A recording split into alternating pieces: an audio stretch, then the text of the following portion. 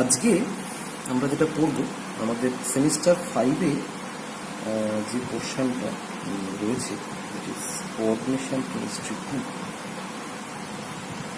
সেইটা দিয়ে আমরা আলোচনা শুরু করব।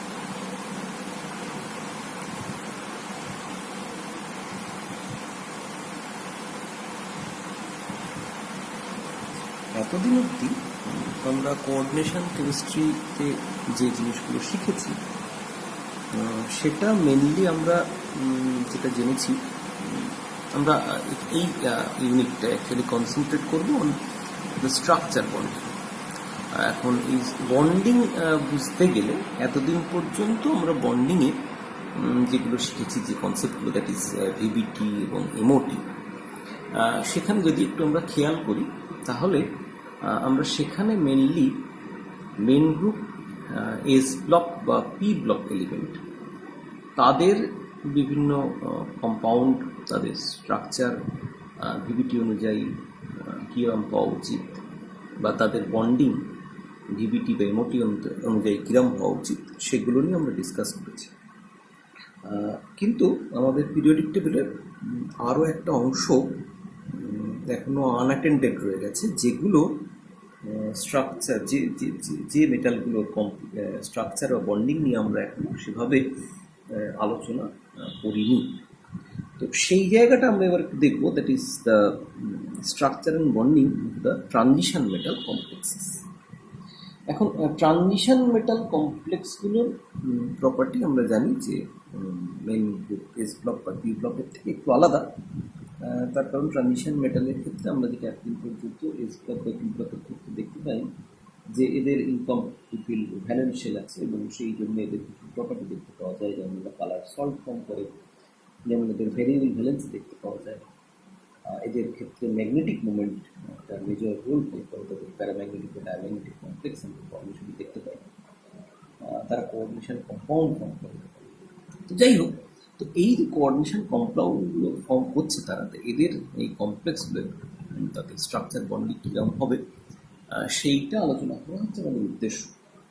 তো আমরা যখন এই ট্রানজিশন মেটালের ক্ষেত্রে আমরা যখন গেলাম, তখন আমরা দেখলাম যে কিছু কিছু ক্ষেত্রে আমাদের যে কনভেনশনাল এতদিন পর্যন্ত আমরা যেভাবে স্ট্রাকচার বন্ডিং আলোচনা করেছি, সেই অনুযায়ী যদি আমরা আলোচনা করতে যাই, তাহলে কিছু কিছু ক্ষেত্রে আমরা কিছু কিছু প্রবলেম ফেস করতে শুরু করলাম।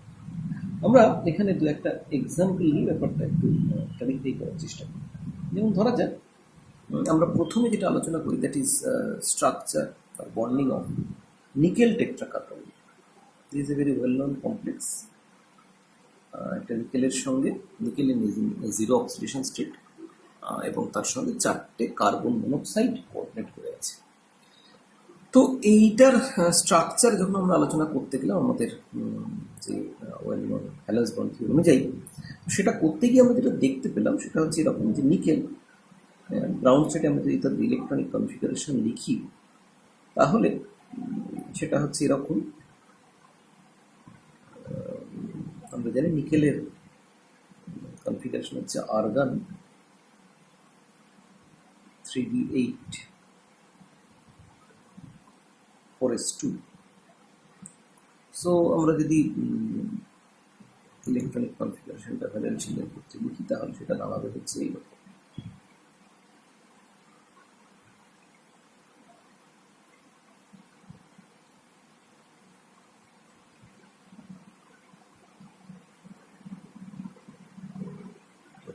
অরবিটাল, এটা হচ্ছে 4s অরবিটাল, এবং ভ্যালেন্সিয়ালে তার একটা 4p অরবিটাল ফাঁকা পড়ে আছে। এখন আমরা যদি আমাদের কনভেনশনাল মেথডে আমরা এটার স্ট্রাকচার বন্ডিং দেখতে যাই, তাহলে আমরা যেটা দেখব যে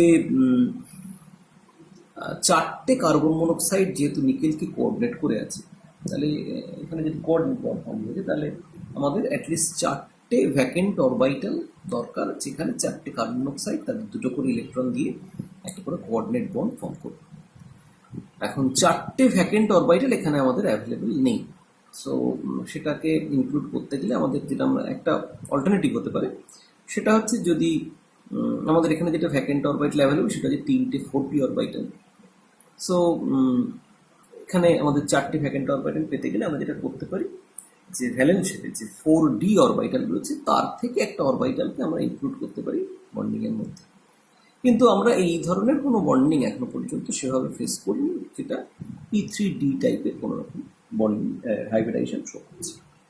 সো সেটা আমাদের কাছে কিছুটা আনরিয়ালিস্টিক, অথবা আমাদের সেই পরিচিত বন্ডিংয়ের সঙ্গে মেলে না, হাইব্রিডাইজেশনের সঙ্গে মেলে না। এখন আমরা যদি স্ট্রাকচারের দিকে তাকাই, তাহলে সেখান থেকে আমরা কি দেখতে পাচ্ছি? সেখান থেকে আমরা যেটা দেখতে পাচ্ছি সেটা হচ্ছে যে nickel tetracarbonyl, that is tetrahedral in structure. Structure হচ্ছে টেট্রাহেড্রাল।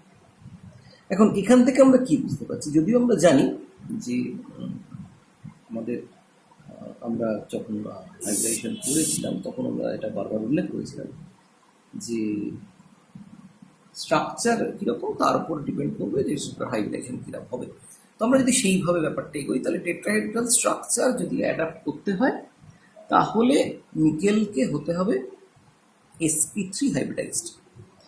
আমাদের যেটা কমন কনভেনশন আমরা দেখেছি যে sp3 হাইব্রিডাইজড হলে সেটা জেনারেল টেট্রাহেড্রাল হয়, এবং উল্টোভাবে টেট্রাহেড্রাল হতে গেলে সেখানে সেন্ট্রাল মেটাল আয়নকে sp3 হাইব্রিডাইজড হতে হবে। এখন যদি আমরা ধরে নিই যে স্ট্রাকচারটা ট্রু আমাদের ধরতেই হবে, কারণ that is experimental finding. So তার উপর বেস করেই আমাদের বন্ডিং প্যাটার্নটাকে আলোচনা করতে হবে, সেটাকে আমাদের ডিনাই করার কোনো জায়গা নেই। সো এখানে তাহলে sp3 হাইব্রিডাইজড হতে গেলে সেটা কিন্তু অ্যাপারেন্টলি কোনোভাবেই সম্ভব না। একমাত্র সম্ভব একটাই মেকানিজম হতে পারে, যদি আমরা কোনোভাবে এই 4s এর দুটো ইলেকট্রনকে আমরা যদি এই 3D অরবিটালে, যেখানে দুটো ইলেকট্রনকে প্লেস করার জায়গা রয়েছে, সেখানে যদি প্লেস করতে পারি। এখন যেহেতু আমরা এটা দীর্ঘদিন ধরে জানি যে টেট্রাহেড্রাল স্ট্রাকচার অ্যাড করতে গেলে sp3 হতে হবে, সেই জন্য লোকে যেটা তখন প্রেডিক্ট করলো, তার মানে বাই সাম মেকানিজম নিকেলের এই যে 4s এর দুটো ইলেকট্রন সেটা কোনোভাবে 3D অরবিটালে পেয়ার্ড আপ হচ্ছে। তাহলে সিচুয়েশনটা দাঁড়াচ্ছে এরকম, এবং 4s সেটা তখন ভ্যাকেন্ট হয়ে যাচ্ছে, 4p সেটা ভ্যাকেন্টই ছিল। তো তার ফলে আমাদের কাছে 4টে ভ্যাকেন্ট অরবিটাল অ্যাভেলেবল হয়ে যাচ্ছে, এবং ফলত সেটা sp3 হাইব্রিডাইজড হয়ে টেট্রাহেড্রাল স্ট্রাকচার অ্যাডাপ্ট করতে পারছে। এবং এখানে এই 4টে sp3 হাইব্রিড অরবিটালে 4টে কার্বন মনোক্সাইড তাদের লোন পেয়ার দিয়ে কোঅর্ডিনেট করছে। So this is the bonding pattern in nickel tetracarbonyl. এখন এখানে আমরা যদিও স্ট্রাকচার, যেহেতু নিকেল টেট্রাকার্বনিলের টেট্রাহেড্রাল, সেটাকে আমরা জাস্টিফাই করার জন্য এই ধরনের একটা প্রপোজিশনের হেল্প নিলাম যে 4s অরবিটালের ইলেকট্রনগুলোকে আমরা 3D অরবিটালে ট্রান্সফার করে দিলাম এবং দিয়ে একটা ভ্যাকেন্সি ক্রিয়েট করলাম 4s অরবিটালে। কিন্তু এটার কোনো জাস্টিফিকেশন আমাদের যে ভ্যালেন্স বন্ড থিওরি অনুযায়ী আমরা কিন্তু দিতে পারি না, যে কেন হঠাৎ 4s ইলেকট্রনগুলোকে 3D অরবিটালে ট্রান্সফার করতে হলো। কিন্তু যেহেতু এটা দিয়ে আমরা ইজিলি স্ট্রাকচারটা আমরা জাস্টিফাই করতে পারলাম কেন টেট্রাহেড্রাল স্ট্রাকচার হচ্ছে, এবং যেহেতু সেটা এক্সপেরিমেন্টাল ফ্যাক্ট, ফলে সেটাকে আমরা ডিনাইও করতে পারবো না, ফলত সেই জন্য লোকে এটা অ্যাকসেপ্ট করে না। কিন্তু এই প্রবলেমটা রয়ে গেল যে কেন 4s থেকে আমরা 3Dতে হঠাৎ করে ইলেকট্রন ট্রান্সফার করলাম। এই ধরনের আমরা যদি আর একটা উদাহরণ দেখি, তার মানে এটা হচ্ছে নিকেল ইন NiCO4। এইরকম ভাবে আমরা যদি নিকেলের আর একটা কমপ্লেক্স দেখি, দ্যাট ইজ NiCN4 এটার ক্ষেত্রে আমরা দেখছি যে নিকেল, এখানে কমপ্লেক্সটা হচ্ছে nickel is a combination of nickel 2+ and 4Cn-। এখন এখানে তাহলে নিকেল 2+, যেহেতু তাহলে নিকেল 2+ এর ইলেকট্রন কনফিগারেশন হচ্ছে আর্গন 3d8। তাহলে ভ্যালেন্সিয়াল কনফিগারেশন যদি আমি লিখি তাহলে সেটা হচ্ছে এরকম দাঁড়াবে।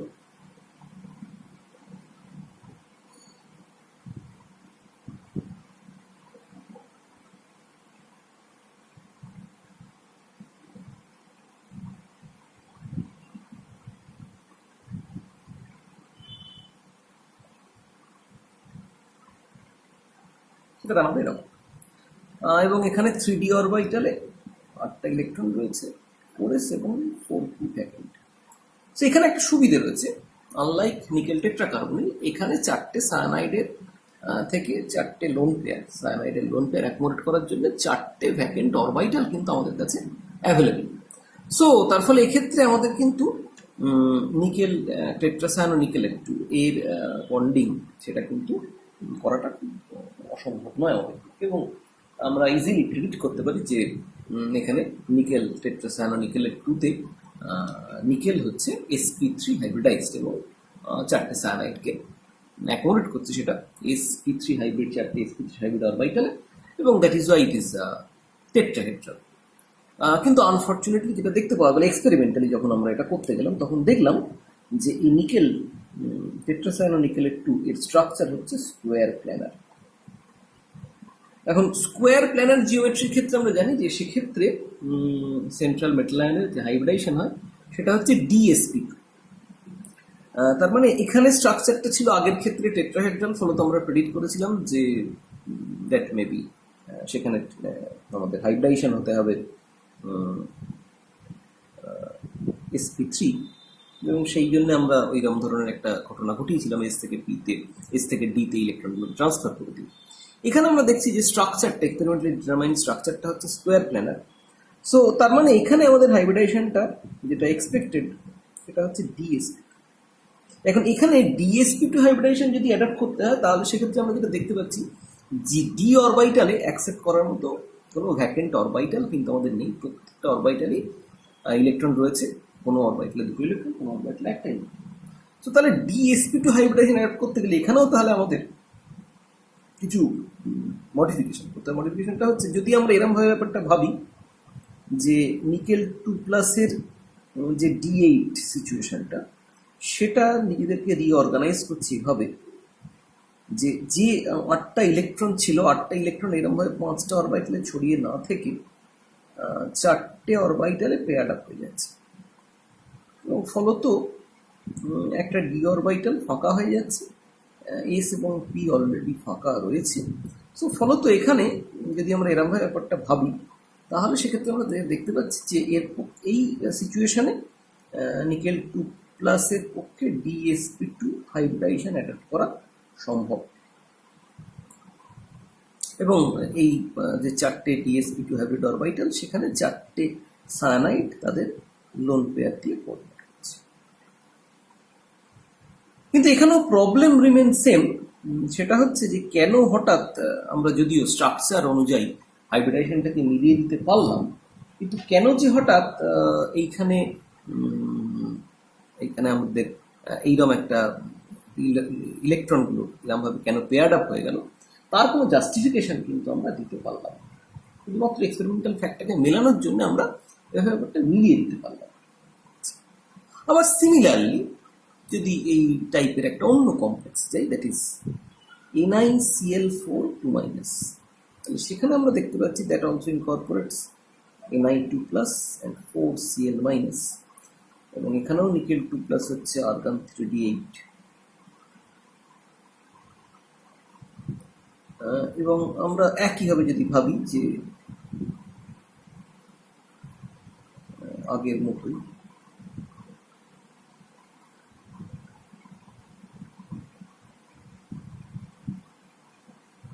যে নিকেল টেট্রাসায়ানো নিকেলের 2 তার মতোই এখানেও একই ঘটনা ঘটবে। তার মানে ডি অরবিটালের 8টা ইলেকট্রন নিজেদেরকে রিঅর্গানাইজ করে ওই 4টে ডি অরবিটালে পেয়ার্ড আপ হয়ে যাবে, এবং একটা ডি, একটা এস এবং 2টো পি অরবিটালকে নিয়ে DsP2 হাইব্রিডাইজেশন তৈরি করবে, এবং সেখানে তার ফলে কমপ্লেক্সটা হবে স্কোয়ার প্ল্যানার। কিন্তু দেখতে পাওয়া গেল যে কন্ট্রারি টু আর এক্সপেকটেশন, এখানে স্ট্রাকচারটা হচ্ছে টেট্রাহেড্রাল, এবং ফলত তার হাইব্রিডাইজেশনটা হচ্ছে sp3 এগেন। sp3 করতে যদিও কোনো অসুবিধা নেই, আমাদের এখানে এস এবং পি অরবিটাল ভ্যাকেন্ট রয়েছে, এবং অবভিয়াসলি এই এস এবং পি অরবিটালকে নিয়ে আমরা sp3 হাইব্রিড অরবিটাল ফর্ম করতে পারি যেখানে 4টে ক্লোরাইড পড়বে। কিন্তু প্রশ্নটা হচ্ছে অন্য জায়গায়, যে কেন টেট্রাসায়ানো নিকেলেটের ক্ষেত্রে একরকম হাইব্রিডাইজেশন হলো, একরকম স্ট্রাকচার হলো, একরকম হাইব্রিডাইজেশন হলো, আবার কেন টেট্রাসায়ানো ক্লোরো টেট্রাক্লোরো সরি টেট্রাসায়ানো না টেট্রাক্লোরো নিকেলেটের ক্ষেত্রে কেন অন্য এক ধরনের স্ট্রাকচার সে অ্যাডাপ্ট করলো, এর কিন্তু কোনো জাস্টিফিকেশন আমরা দিতে পারছি না। আমরা শুধুমাত্র এখনো পর্যন্ত যেটা করে এসেছি এক্সপেরিমেন্টাল ফাইন্ডিংসটাকে ম্যাচ করানোর জন্যে যে ধরনের যেভাবে আমাদের হাইব্রিডাইজেশন করলে সুবিধে হয় আমরা কেবলমাত্র সেইটাই করার চেষ্টা করছি, কিন্তু এটা কখনো প্রপার অ্যাপ্রোচ হতে পারে না। আমাদের তার জন্য জাস্টিফিকেশন থাকা দরকার যে কখন কীভাবে করবো। আদারওয়াইজ কোনো কমপ্লেক্স যদি স্ট্রাকচার ইনিশিয়ালি আমরা জানতে না পারি তাহলে তার থিওরিটিক্যালি যদি আমরা প্রেডিক্ট করার চেষ্টা করি তার স্ট্রাকচার কী হবে, তাহলে সেক্ষেত্রে আমাদের ম্যাক্সিমাম ক্ষেত্রে আমরা দেখবো যে সেক্ষেত্রে ভুল হচ্ছে। এই ধরনের আরও দুটো কমপ্লেক্সের উদাহরণ যদি আমরা দেখি তাহলে দেখব যে এই ধরনের একটা সিচুয়েশন, যেমন ধরা যাক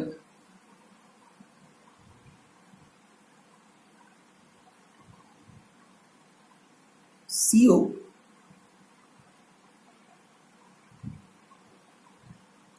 F6 3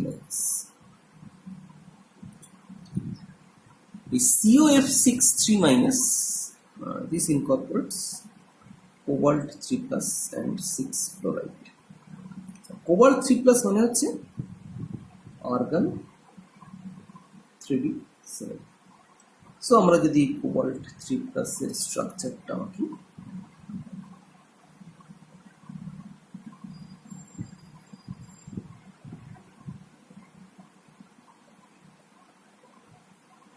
তাহলে সেটা হবে এরকম।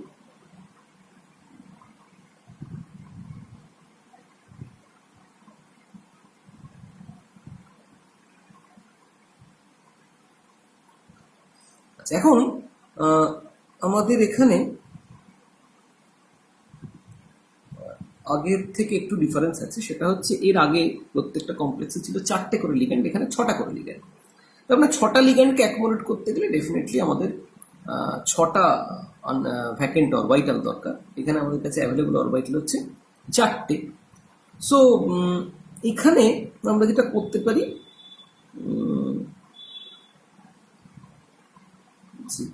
বাইরে যে 4d অরবাইটালটা আছে আমাদের ভ্যালেন্সিয়ালে ভ্যাকেন্ট, সেটাকে আমরা ইনকর্পোরেট করতে পারি ফর বন্ডিং। সো তাহলে আমরা যেটা সেখান থেকে দেখতে পাবো যে এটা একটা অক্টাহেড্রাল কমপ্লেক্স এবং হাইব্রিডাইজেশন হচ্ছে sp3d2, স্ট্রাকচার হচ্ছে অক্টাহেড্রাল এবং হাইব্রিডাইজেশন এক্সপেক্টেড হচ্ছে sp3d2।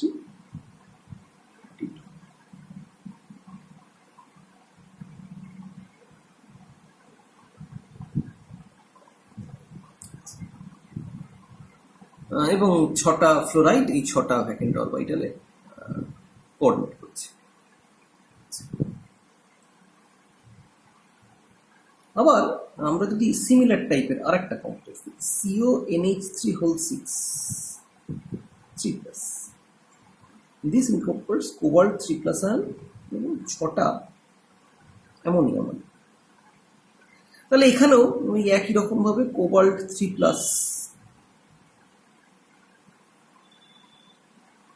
আমরা ভাবতে পারি যে সেখানেও ওই যে কটা ইলেকট্রন রয়েছে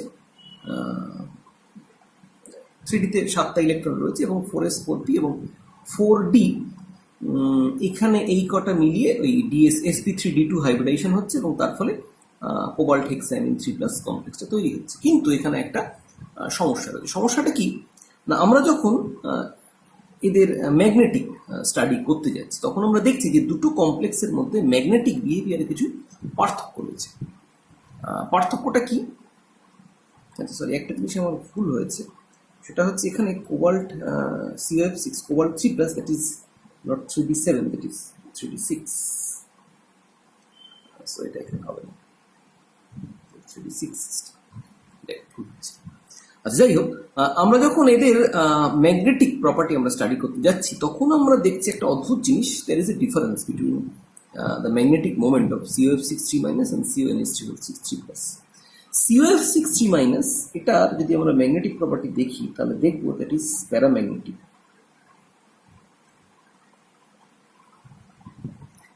হোয়ারাস আমরা যদি এর কোবাল্ট হেক্সামিন 3+ এর ক্ষেত্রে দেখি তাহলে দেখব তার স্ট্রাকচার হচ্ছে অক্টাহেড্রাল। ম্যাগনেটিক প্রপার্টি রেসপেক্টে আমরা যদি দেখি তাহলে সেটা কিন্তু ডায়াম্যাগনেটিক। এখন আমরা যদি খুব সিম্পলিস্ট ওয়েতে ভাবি প্যারাম্যাগনেটিক এবং ডায়াম্যাগনেটিক রেসপেক্ট, তাহলে প্যারাম্যাগনেটিক হতে গেলে তার আনপেয়ার্ড ইলেকট্রন থাকতে হবে, এবং এখানে যেহেতু 4টে আনপেয়ার্ড ইলেকট্রন রয়েছে, সো এটা প্যারাম্যাগনেটিক হবে, এটা নিয়ে কোনো সমস্যার কিছু নেই। কিন্তু CONH3 3+ এর ক্ষেত্রে যদি একই রকম বন্ডিং হয় তাহলে সেক্ষেত্রে CONH3 3+ এরও প্যারাম্যাগনেটিক হওয়া উচিত ছিল, কিন্তু সেটা ডায়াম্যাগনেটিক মানে সেখানে কোনো আনপেয়ার্ড ইলেকট্রন নেই।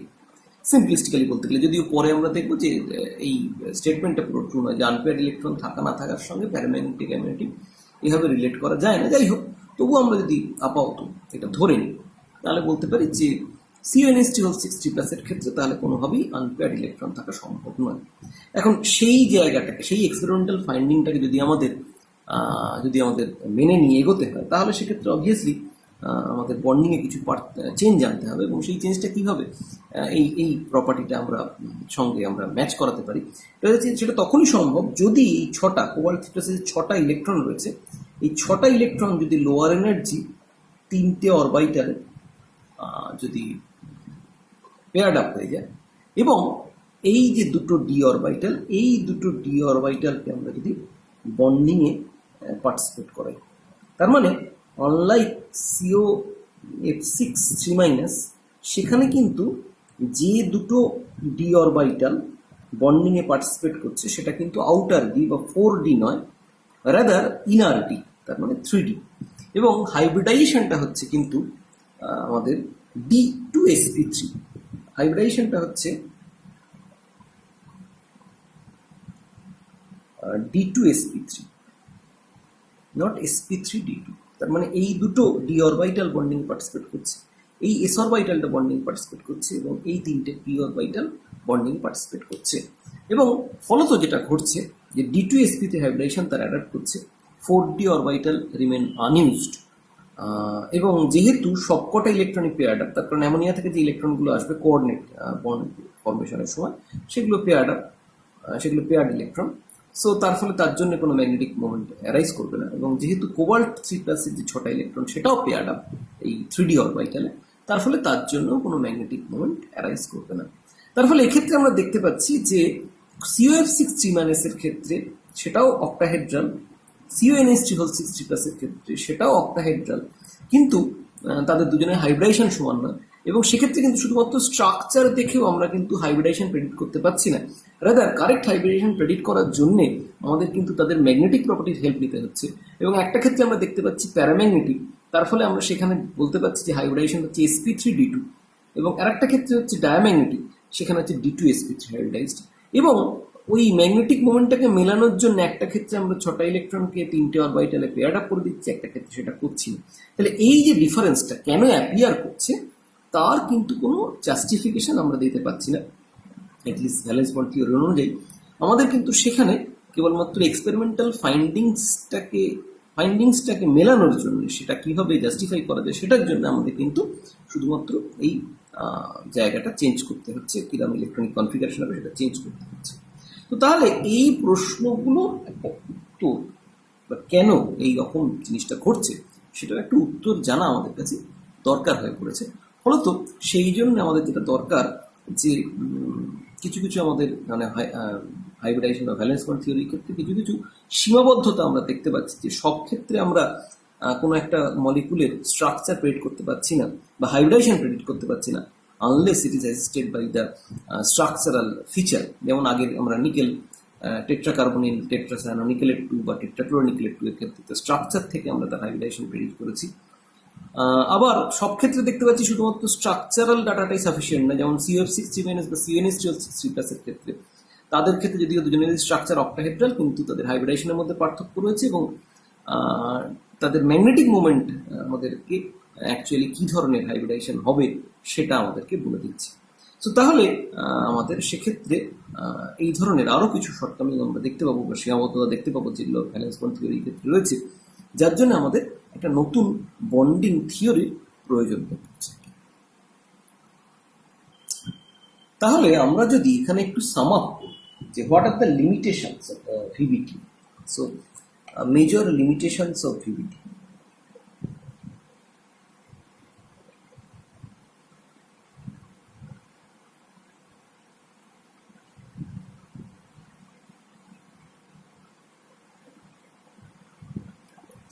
তাহলে আমরা দেখতে পাচ্ছি যে আমাদের যে লিমিটেশনগুলো আমরা এখানে ফেস করছি সেটা হচ্ছে, এক নম্বর, ইট fails to ascertain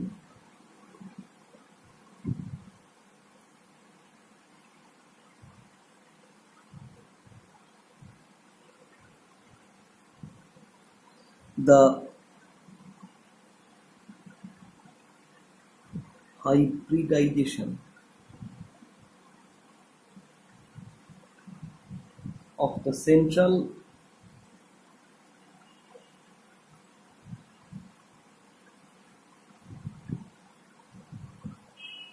atom or ion unless assisted by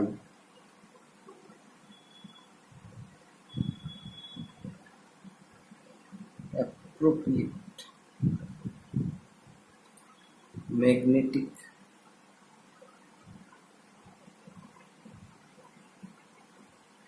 moment data. Even in some cases, the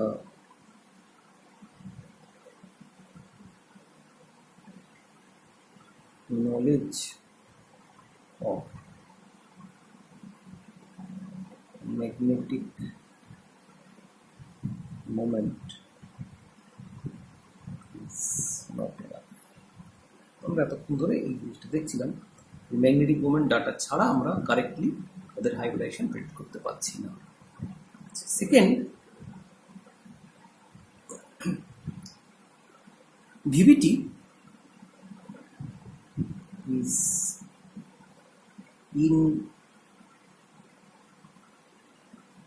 inadequate to explain, it's inadequate in respect to provide an explanation for the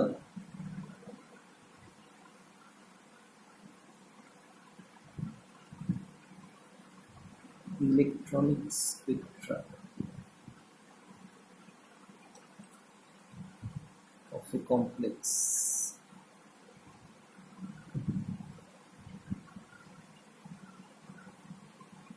either in terms of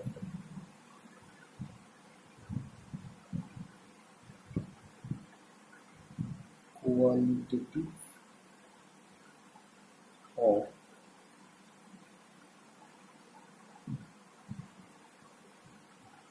quantitative aspect of it. এই যে পয়েন্টটা, এটা হয়তো এক্ষুনি আমরা পুরোটা বুঝতে পারবো না, তার কারণ ইলেকট্রনিক স্পেকট্রা, তার নেচার, তার ক্যারেক্টারিস্টিক সম্বন্ধে আমরা এখনো সেভাবে জানি না। সো ইন ডিউ কোর্স, সামনের আগামী কয়েক সপ্তাহে বা কয়েকটা ভিডিওতে, কয়েকটা দিনে আমরা সেই জায়গাগুলো একটুখানি বোঝার চেষ্টা করবো। আজকে আমরা এইটুকুনি একটুখানি বোঝার চেষ্টা করি। ইলেকট্রনিক স্পেকট্রা বলতে আমরা যেটা দেখতে পাই যে ইলেকট্রনিক স্পেকট্রা সেটা অ্যাপিয়ার করে due to electronic transition, transfer of electron between different electronic energy levels. এবং যে ইলেকট্রনিক স্পেকট্রা আমরা পাই একটা কমপ্লেক্স আয়নের ক্ষেত্রে, তার ক্ষেত্রে সেই ইলেকট্রনিক স্পেকট্রাতে যতগুলো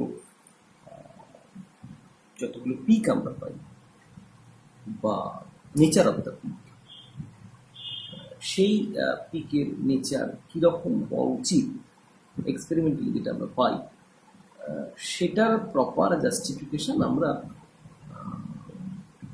এই ভিভিটি দিয়ে দিতে পারি না। সেটা একটা এক্সপেরিমেন্টাল ফ্যাক্ট, ফলে সেটাতে আমাদের অস্বীকার করার কোনো জায়গা নেই, কিন্তু আমরা সেটাকে ভিভিটি দিয়ে জাস্টিফাই করতে পারি না।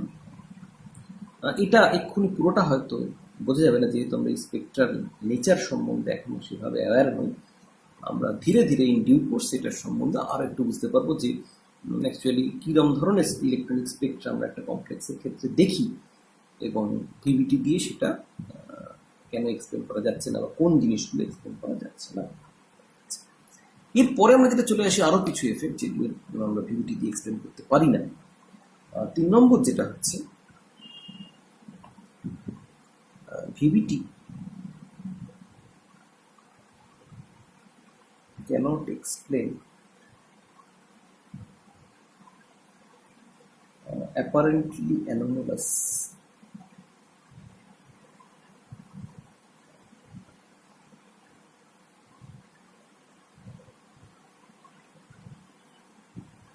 enthalpy of hydration.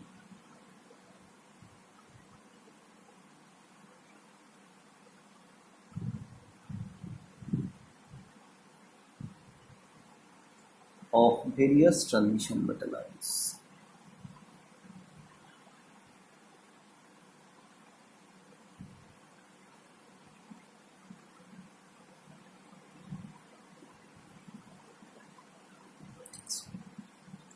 এটা কিরম ব্যাপার না, আমরা এরপরে আমরা যে পয়েন্টগুলো দেখবো 3 অনওয়ার্ডস, সেটা সবকটাই হচ্ছে আমাদের থার্মোডাইনামিক প্যারামিটার, বিভিন্ন থার্মোডাইনামিক প্যারামিটার নিয়ে আমরা ডিসকাস করব। এখন আমরা জানি যে কোনো একটা আয়ন, মেটাল আয়নকে যখন আমরা একটা সলভেন্টে প্লেস করি, তখন সেক্ষেত্রে that metal ion surrounded by solvent molecule, এবং সেই সলভেটেড হওয়ার ফলে সলভেন্ট মলিকিউলের সঙ্গে ইন্টারাকশনের ফলে সেটা যে স্টেবিলিটি গেইন করে, তার ফলে যেটা এনার্জি রিলিজ করে, যেটাকে আমরা বলি এনথালপি অফ হাইড্রেশন।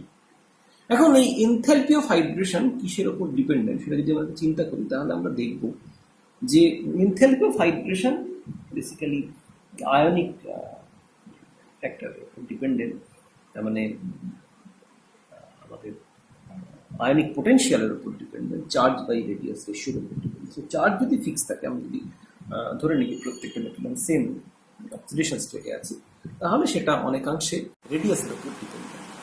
এখন আমরা জানি যে কোনো একটা পিরিয়ডে টেবিলে কোনো একটা পিরিয়ডের ক্ষেত্রে যদি আমরা বাঁ দিক থেকে ডান দিকে মুভ করি, তাহলে আমাদের যে রেডিয়াস সেটা গ্র্যাজুয়ালি ডিক্রিজ করে, যেহেতু আমাদের অ্যাটমিক নাম্বার গ্র্যাজুয়ালি ইনক্রিজ করছে, এফেক্টিভ নিউক্লিয়ার চার্জ বাদিক থেকে ডান দিকে ইনক্রিজ করছে, অথচ যে প্রিন্সিপাল কোয়ান্টাম নাম্বার সেটা যদি ফিক্সড, তো তার ফলে আমরা দেখতে পাই যে রেডিয়াস ধীরে ধীরে গ্র্যাজুয়ালি ডিক্রিজ করে বাদিক থেকে ডান দিকে। সো ফলত এটা এক্সপেক্টেড যে আমাদের ভেরিয়েশন অফ আয়নিক রেডিয়াস সেটা হচ্ছে এরকম, কিন্তু অ্যাটমিক নাম্বার এদিকে ইনক্রিজ করে। এখন তাহলে এটা হচ্ছে আমাদের রেডিয়াস। এখন তাহলে আমরা যদি দেখি যে এই ট্রেন্ডটা ফলো হচ্ছে, তাহলে আমাদের সেই হিসেব অনুযায়ী এনথালপি অফ হাইড্রেশন, তার মানে সাইজ যত ছোট হবে তাহলে এনথালপি অফ হাইড্রেশন তত বাড়বে। তার মানে যে যার আমরা যদি অ্যাটমিক নাম্বার রেসপেক্ট এটা প্লট করি, enthalpy of hydration delta H, এটা একটা এনার্জি রিলিজিং ফ্যাক্টর। তার মানে যার ক্ষেত্রে সাইজ যত বড়, তার ক্ষেত্রে এনার্জি রিলিজ করবে তত কম, যার ক্ষেত্রে সাইজ যত ছোট, তার ক্ষেত্রে এনার্জি রিলিজ করে তত বেশি, প্রোভাইডেড আমাদের চার্জ যদি সেম থাকে। সো আমাদের এক্সপেকটেশন হচ্ছে যে enthalpy of hydration should gradually increase on going from left to right in the periodic table. কিন্তু আমরা দেখতে পাই যে এক্সপেরিমেন্টালি এই এনথালপি অফ হাইড্রেশন তার ভেরিয়েশনটা হচ্ছে এইরকম, টু হাম্পড কার্ভ। সো এইরকম হঠাৎ হলো কেন, তার কোনো জাস্টিফিকেশন কিন্তু আমরা এই ভ্যালেন্স থিওরি দিতে পারি না। এই একইভাবে আমরা যদি অন্যান্য একটা প্রপার্টি দেখি তাহলে আমরা দেখি 4 নম্বর হচ্ছে VVT fails to account for the change of lattice enthalpies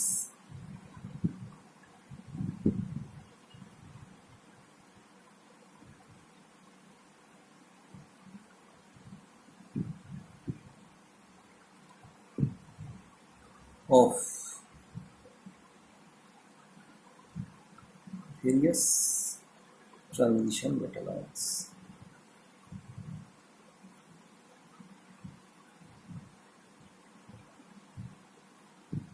এক্ষেত্রেও আমরা যেটা আগে দেখেছি যে lattice enthalpy that is also dependent on radius of the metal ion, এবং রেডিয়াস যত কম হবে ল্যাটিস এনথ্যালপি তত বেশি হবে। তার মানে আমরা যেরকম এনথ্যালপি অফ হাইড্রেশনের ক্ষেত্রে যেমন আমরা দেখতে পেলাম যে যেহেতু অ্যাটমিক নাম্বার ইনক্রিজ করার সঙ্গে সঙ্গে রেডিয়াস ডিক্রিজ করছে, তার মানে ল্যাটিস এনথ্যালপিও গ্র্যাজুয়ালি ইনক্রিজ করবে বা করা উচিত ছিল। তার মানে ভ্যারিয়েশনটা হওয়া উচিত ছিল এইরকম।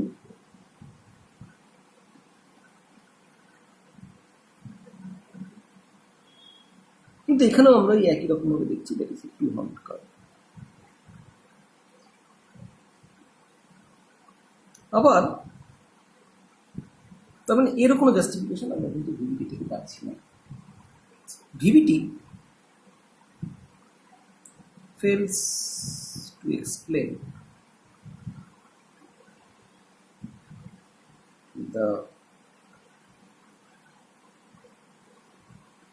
redox potential variation for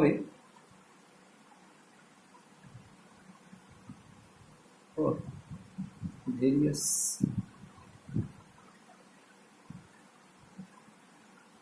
transition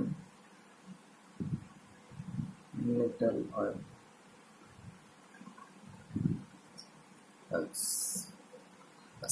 আমরা দেখেছি এর আগে যখন আমরা রেডক্স পড়েছি তখন আমরা সেটা দেখেছি যে রেডক্স পোটেনশিয়াল অনেকগুলো ফ্যাক্টরের উপর ডিপেন্ডেন্ট, যার মধ্যে প্রেসিপিটেশন বা কমপ্লেক্স ফর্মেশন এই ধরনের বিভিন্ন এফেক্ট রয়েছে।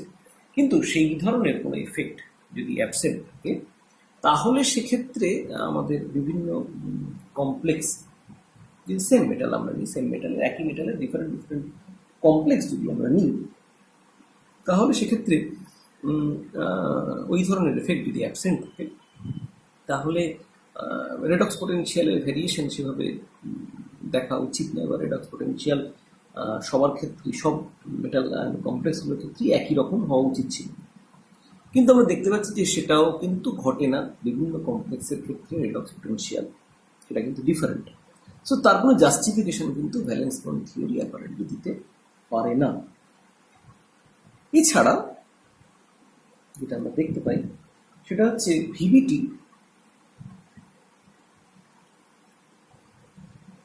cannot provide adequate explanation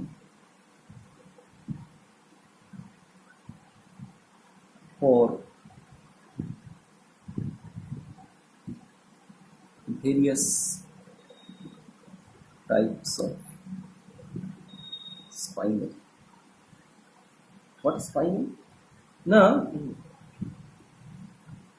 metal complexes, metal oxides having general formula AB2O4, যেখানে A রয়েছে in +2 oxidation state, B রয়েছে in +3 oxidation state। এই ধরনের যে মেটাল অক্সাইডগুলো তাদেরকে আমরা বলে থাকি স্পাইনেল। এখন এখানে এ বি সেম হতে পারে, সেম মেটাল আয়ন হতে পারে, A B different metal ion হতে পারে। সো এই ধরনের স্পাইনেলগুলো, এদের যে স্ট্রাকচারাল ফিচার দেখতে পাওয়া যায় যে ডিফারেন্ট টাইপের স্পাইনেল আমাদের।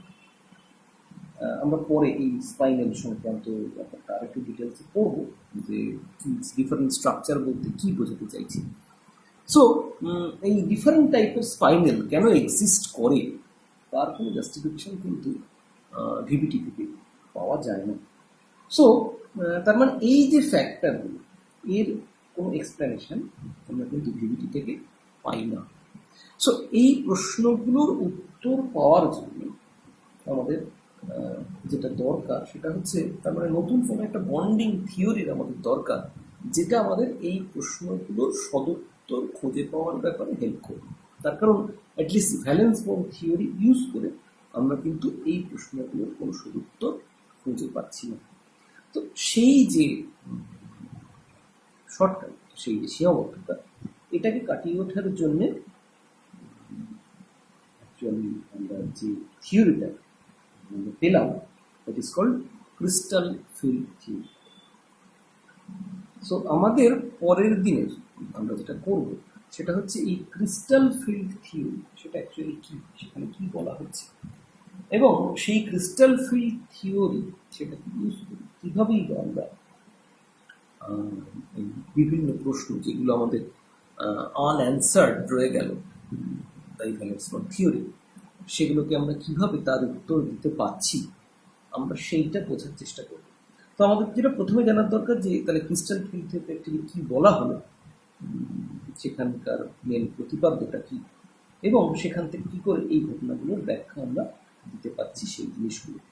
সো তাহলে এর পরের দিন আমরা যেটা দেখব সেটা হচ্ছে what is crystal field theory, what are the proposition of crystal field theory, সেখানে কী বলা হলো, এবং তারপরে কনসিকুয়েন্টলি আমরা দেখব যে সেটা কীভাবে এই যে ঘটনাগুলোকে আমাদের এক্সপ্লেন করতে সাহায্য করবে। সো আজকের মতো এইটুকুনি, আমরা এর পরের দিন ক্রিস্টাল ফিল্ড থিওরি থেকে স্টার্ট